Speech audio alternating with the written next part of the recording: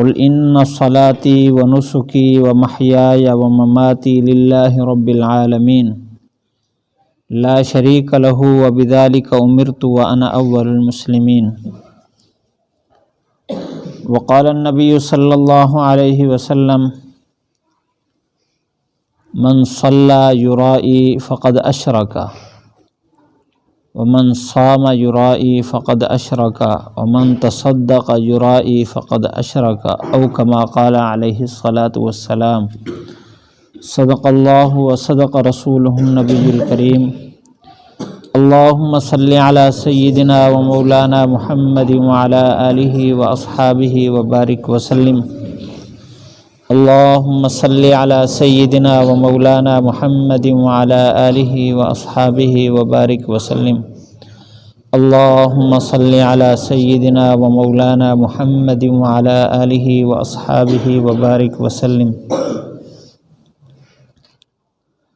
اچھے اخلاق حاصل کرنے کے لیے اخلاق کے اسباق چل رہے ہیں. گزشتہ سبق ہمارا تھا خود پسندی سے بچنا، عبادت کو، نیکی کو اور دوسرے کے ساتھ خیر خواہی کو، ہر اچھے عمل کو خراب کرنے والی دو چیزیں ہیں. ایک ہے خود پسندی، دوسرا ہے ریاکاری. خود پسندی پر تفصیلاً پچھلے سبق میں گفتگو ہو چکی. امید ہے کہ آپ حضرات نے اس پر توجہ کی ہوگی اور اپنے آپ کو خود پسندی کی مرض سے بچانے کے لیے فکر مند ہو گئے ہوں گے. اگر نہیں تو آج سے ہمیں فکر مند ہو جانا چاہیے. خود پسندی اختیار کرنے والا، عجب میں پڑنے والا وہ آدمی نیکیوں کو ضائع کر بیٹھتا ہے. مشقت کے باوجود، دکھ اٹھانے کے باوجود، سردی اور گرمی کو برداشت کرنے کے باوجود اس کا عمل کسی کام کا نہیں رہتا. جو اپنے آپ کو ٹھیک سمجھے کہ میں بالکل ٹھیک ہوں، میرا ہر کام ٹھیک ہے، وہ اپنا روحانی علاج نہیں کراتا، وہ اخلاق حمیدہ، اخلاق حسنہ نہیں حاصل کر سکتا. دوسرے نمبر پر جو نقصان دہ چیز ہے وہ ہے ریاکاری. یہ اچھے کام کو، اچھے اخلاق کو، عبادات کو بالکل خراب کر دیتی ہے. ریاکار آدمی کئی طرح سے ذلت اور رسوائی اٹھاتا ہے.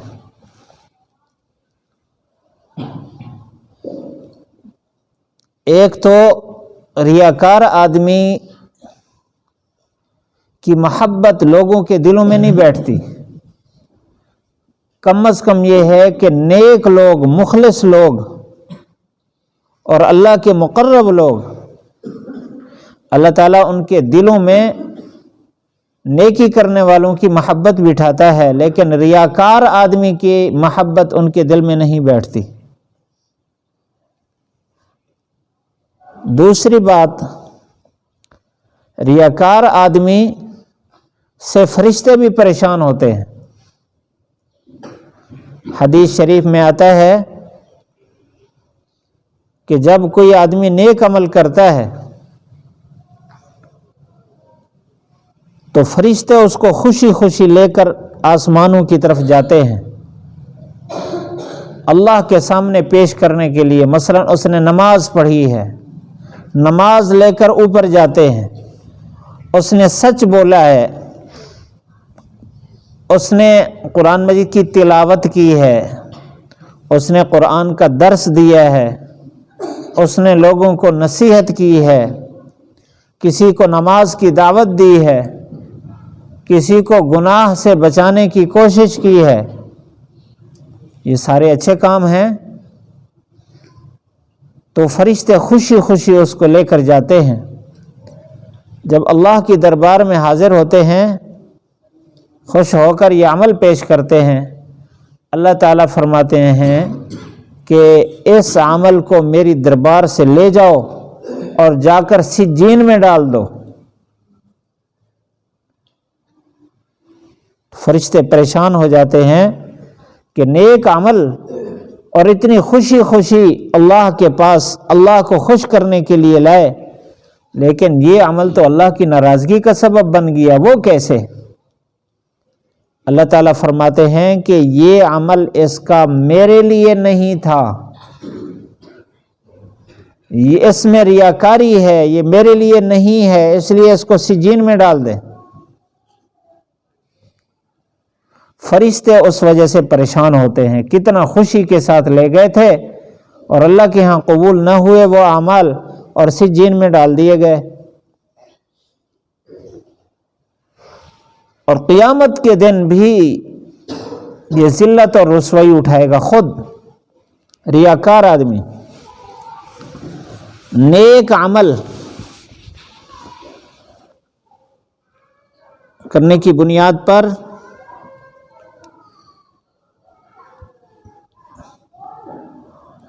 آدمی امیدیں باندھ کے کھڑا ہوگا قیامت کے دن اور اللہ تعالیٰ سے درخواست کرے گا، یا اللہ میری نماز ہے، میرا روزہ ہے، میرے یہ سارے دین کے کام ہیں، اس پر مجھے بدلہ عطا فرمائیے۔ اللہ تعالیٰ فرمائیں گے، کیا دنیا میں لوگ تیرا احترام نہیں کرتے تھے؟ کیا دنیا میں تیرے پاس رزق نہیں آیا تھا؟ کیا دنیا میں تجھے صحت نہیں دی تھی؟ کیا دنیا میں تیری شہرت نہیں تھی؟ کیا دنیا میں لوگ آپ کو ہدایہ نہیں دیتے تھے؟ کیا دنیا میں لوگ آپ کی تعریف نہیں کرتے تھے؟ دنیا کی جتنی نعمتیں اللہ تعالیٰ نے دے رکھی ہیں، اللہ تعالیٰ وہ گنوائے گا، وہ کہے گا یا اللہ ضرور تو نے عطا فرمائی ہے۔ اللہ تعالیٰ فرمائیں گے کہ جو تو نے دنیا میں عمل کیا تھا وہ میرے لیے نہیں کیا تھا، تو جو عمل کیا تھا ہم نے اس کا بدلہ تجھے دنیا میں انہی صورتوں میں دے دیا ہے، اب ہمارے پاس آپ کے اس عمل کا کوئی بدل نہیں ہے۔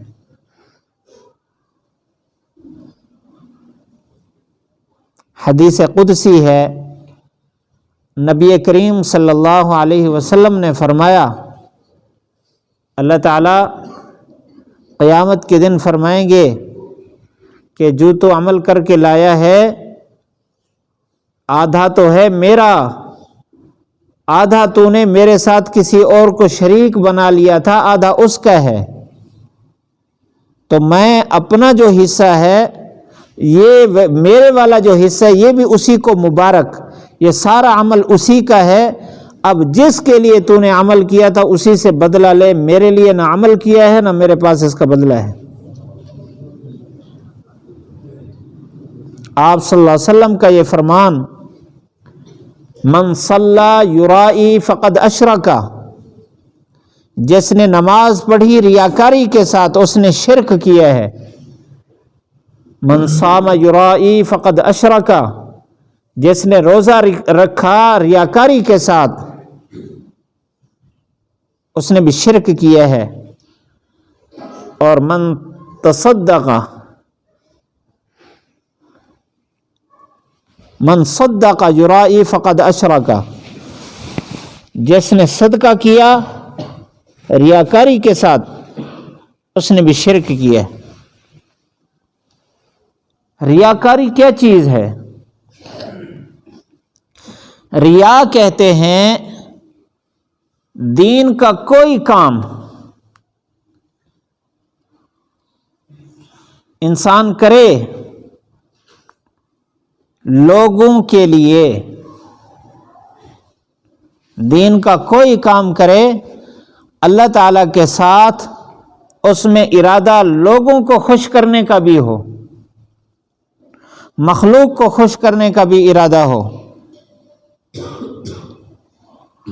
مثلا نماز پڑھی ہے تو دل میں یہ ہے کہ فرض ادا ہو رہا ہے، ساتھ لوگ سمجھیں گے ماشاءاللہ بہت اچھا آدمی ہے، نمازیں پڑھتا ہے، نوافل پڑھتا ہے۔ لوگ کہیں گے اب یہ عمل لوگوں کے لیے ہو گیا، لوگوں کو خوش کرنے کے لیے ہو گیا۔ روزے رکھ رہا ہے، مسلسل روزے رکھ رہا ہے، اس لیے کہ لوگ کہیں گے ماشاءاللہ بڑا نیک آدمی ہے، تو یہ روزہ لوگوں کے لیے ہے۔ صدقہ خیرات کرتا ہے اس لیے کرتا ہے کہ لوگ کہیں گے بڑا سخی ہے، تو یہ لوگوں کے لیے ہو گیا۔ تو اللہ تعالیٰ فرمائیں گے کہ تو نے جو عمل کیا تھا میرے لیے بھی تھا، دوسروں کے لیے بھی تھا، میرا حصہ دوسروں کو مبارک ہو۔ اب ان نمازوں کا، ان روزوں کا، ان صدقات کا ثواب انہی سے لے لو جن کے لیے کیا ہے۔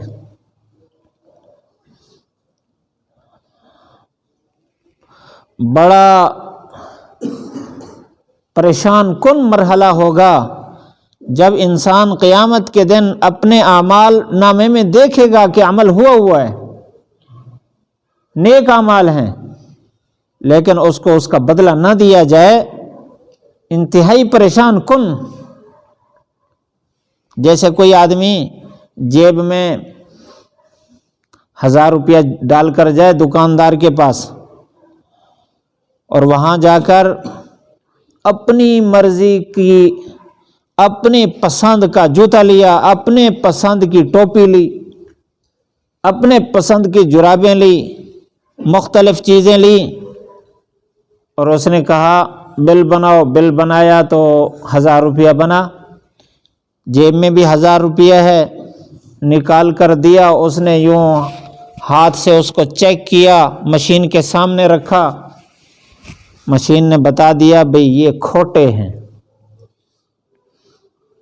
اب اس کے پاس اس 1000 کے علاوہ 1 روپیہ بھی نہیں، وہی 1000 ہے جس سے اس نے امیدیں باندھ رکھی ہیں کہ اس 1000 سے جوتا بھی لوں گا، ٹوپی بھی لوں گا، جرابیں بھی لوں گا، فلاں چیز لوں گا، اور یہاں سے بازار جاتے ہوئے راستے میں بڑے زبردست خیالات پکا رہا ہے، بڑی کوشش کے ساتھ اس نے پسند کی ہر چیز۔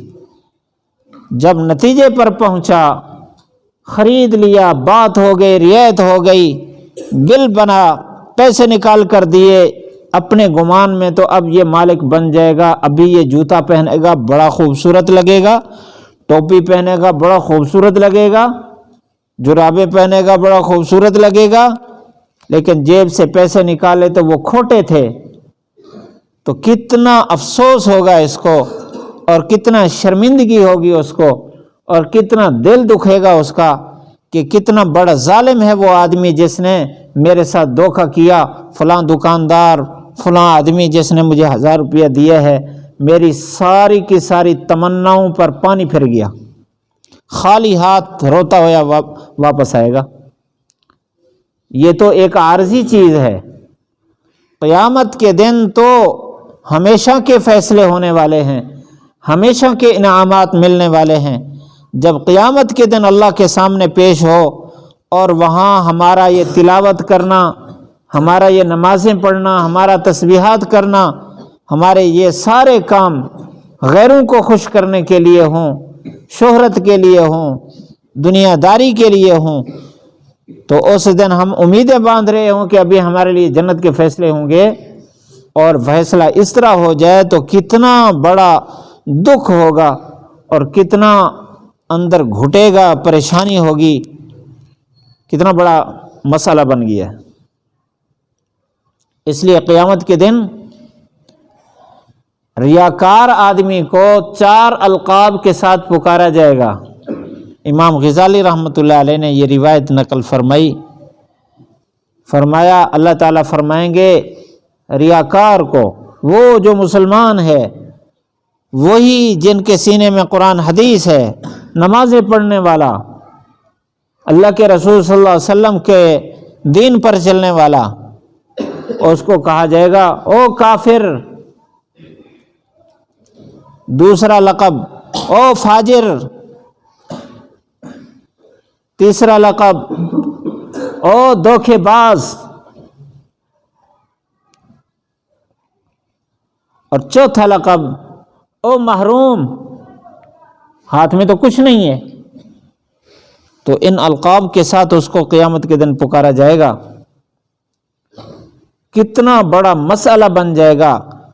یہ ان لوگوں کے لیے ہے جو نیک اعمال تو کر رہے ہیں لیکن اندر ایک بیماری موجود ہے روحانی، جس کی وجہ سے اس کے اچھے اخلاق، اس کا لوگوں کے ساتھ اچھا برتاؤ، لوگوں کے ساتھ خیر خواہی، اس کا خرچ کرنا، نمازیں پڑھنا، تسبیحات پڑھنا، سارا کا سارا ضائع ہو رہا ہے۔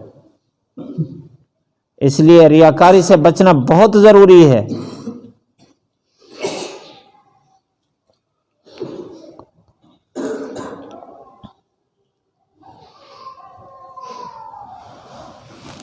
شیطان انسان کا کیونکہ دشمن ہے، اس لیے شیطان مختلف انداز سے ہمیں نیکی سے روکنے کی کوشش کرتا ہے۔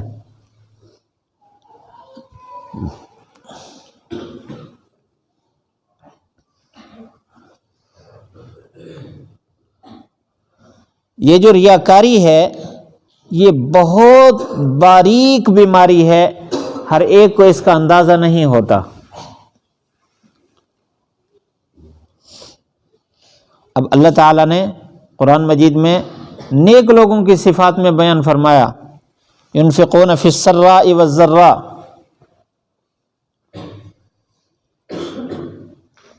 بلکہ سرا وعلانیہ،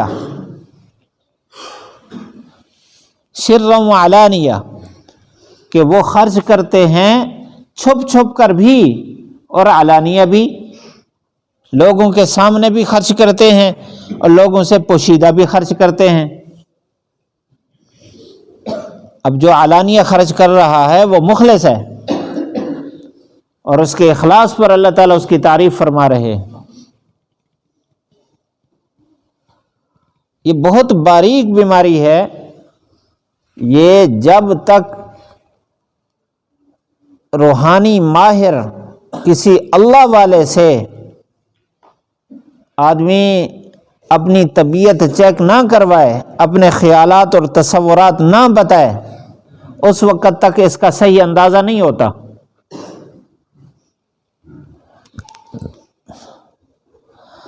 جب آدمی نماز پڑھنے لگتا ہے نا، پہلے نماز کی عادت نہیں تھی، نماز پڑھی، یا پہلے بس فرض اور سنت پر اکتفا کرتا تھا، اب استاذوں کی ترغیب سن کر، حدیث سن کر، فضائل سن کر، نوافل کا اس کو شوق بڑھ گیا کہ میں بھی اللہ کا قرب حاصل کر لوں، اللہ تعالیٰ کی محبت حاصل کر لوں۔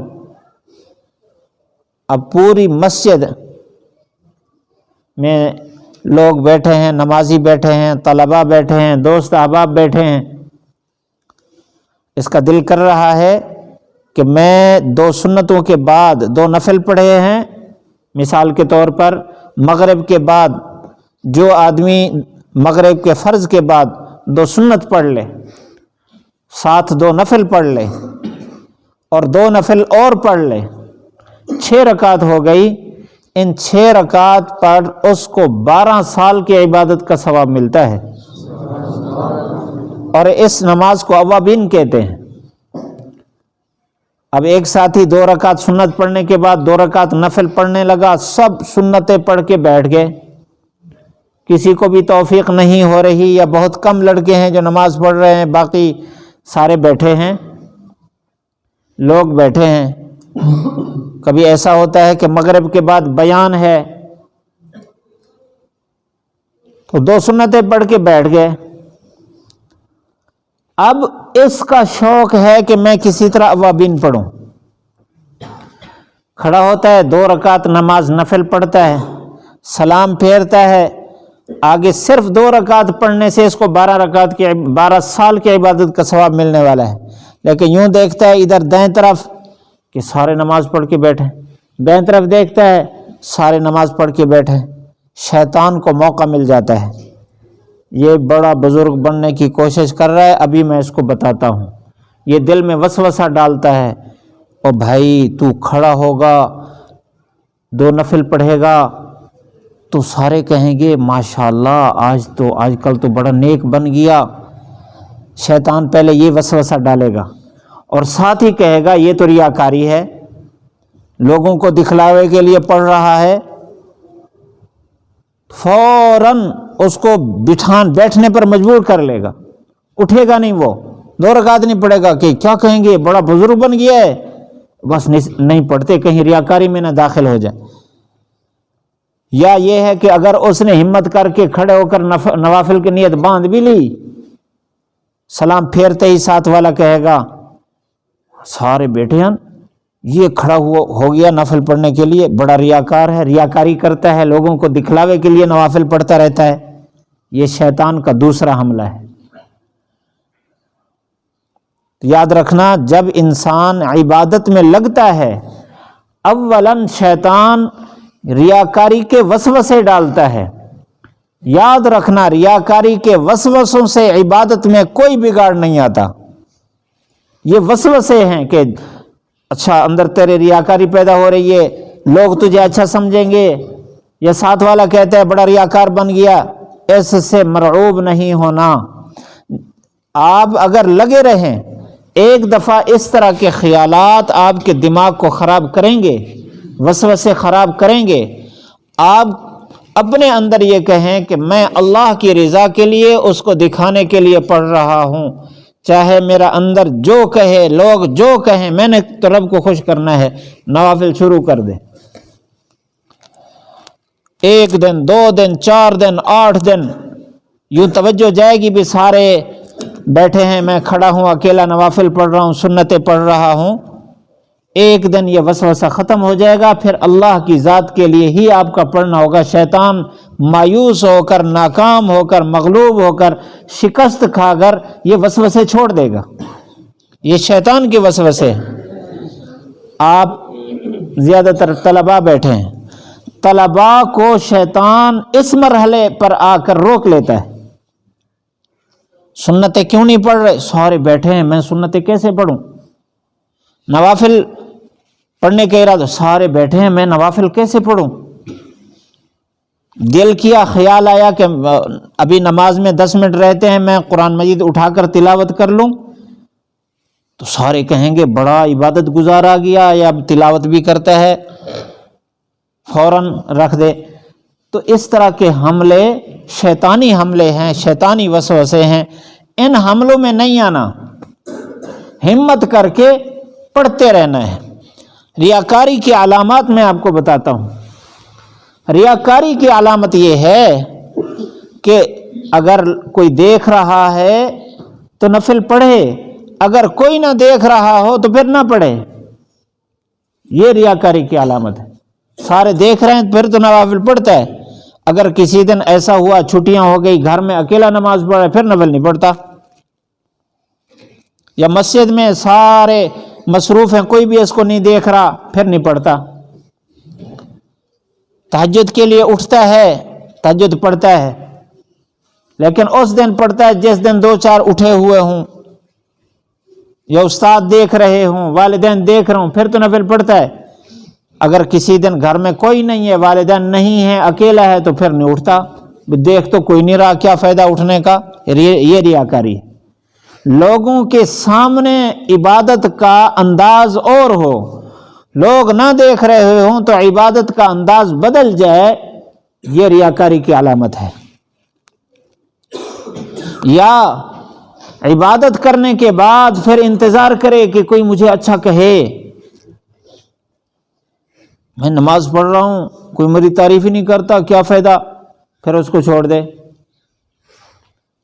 یہ ریاکاری ہے۔ عبادت میں شروع ہونے کے بعد جو وسوسے آتے ہیں، کیا زیادہ تر طلباء میں جو ریاکاری کی کیفیت بھی لوگ دیکھ رہے ہیں، ریاکاری اندر پیدا ہو رہی ہے، یہ وسوسے ہوتے ہیں ہر میدان میں، نماز میں بھی، تکرار میں بھی، اسی طرح مطالعے میں بھی، تسبیحات میں بھی، اور خدمت میں بھی، ہر نیک کام میں شیطان وسوسے ڈالتا ہے ریاکاری کے، وہ ریاکاری نہیں ہوتی، لیکن کبھی کسی پر شیطان یوں بھی حملے کر لیتا ہے جو میں نے علامات بتائی ہیں۔ ایسی صورت میں ہمیں متوجہ ہونا ہے، کہیں ایسا نہ ہو ہم یہاں سے نمازیں پڑھ پڑھ کے اپنے گھٹنے اپنی پیشانیاں بھی رگڑ دیں اور صدقے کر کر کے اپنی جیب کو خالی رکھیں، اپنے پیٹ کو خالی رکھیں، روزے رکھ رکھ کے ہم کمزور ہو جائیں، اور اسی طرح تسبیحات پڑھنے میں ہم وقت کافی لگائیں، لیکن جب اللہ کے پاس جائیں تو اللہ تعالی ہمیں یہ فرمائیں کہ جاؤ جن کے لیے کیا تھا ان سے لے لو۔ اس لیے ہمیں متوجہ ہونا ہے، متفکر ہونا ہے۔ اللہ تعالی ہم سب کو ریاکاری کی بیماری سے بچائے۔ اس ریاکاری کا جو علاج ہے انشاءاللہ زندگی باقی تو اگلی مجلس میں عرض کریں گے۔ اللہ تعالی ہم سب کو اپنا قرب خاص نصیب فرمائے، ہر لمحہ اپنی یاد نصیب فرمائے، ہر کام میں ہماری یہ خواہش ہو کہ ہمارا رب ہم سے راضی ہو جائے، اللہ تعالی ہمیں یہ کیفیت نصیب فرمائے۔ وآخر دعوانا الحمدللہ رب العالمین۔